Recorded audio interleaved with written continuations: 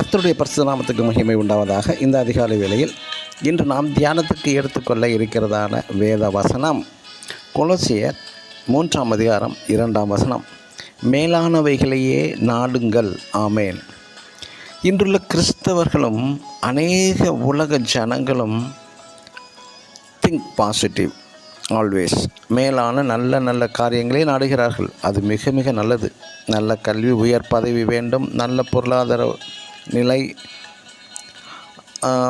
சமுதாயத்தில் நல்ல அந்தஸ்து, நல்ல அறிவு, ஞானம் போன்ற அவைகளை தேடுகிறார்கள். உதாரணமாக ஆபிரகாமை போல பூமி தாங்க முடியாத செல்வம், காலேப்பை போல நல்ல ஞானம், தானியலை போல உயர் பதவி, யோபு போல இரட்டிப்பான ஆசீர்வாதம் போன்ற மேலானவைகளையே பெற்றும் வருகிறார்கள் என்றுள்ள ஜனங்கள். ஆபிரகாம், சாலமோன், தானியேல், யோபு இவர்களை எதற்காக ஆசீர்வாதம் அடைந்தார்கள்? அவர்கள் ஆதாமிற்காக உலகத்தை படைத்த தேவன் அவன் கீழ்ப்படியாததினால் தேவன் தந்த உலக ஆசீர்வாதங்களை திரும்ப எடுத்துக்கொள்ளவே இல்லை. தேவன் இதே பூமியில்தான் வாழ்ந்தான்.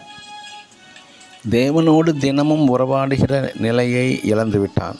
உலக ஆசீர்வாதத்தினால் அவன் திருப்தி அடையாமல் கஷ்டப்பட்டான்.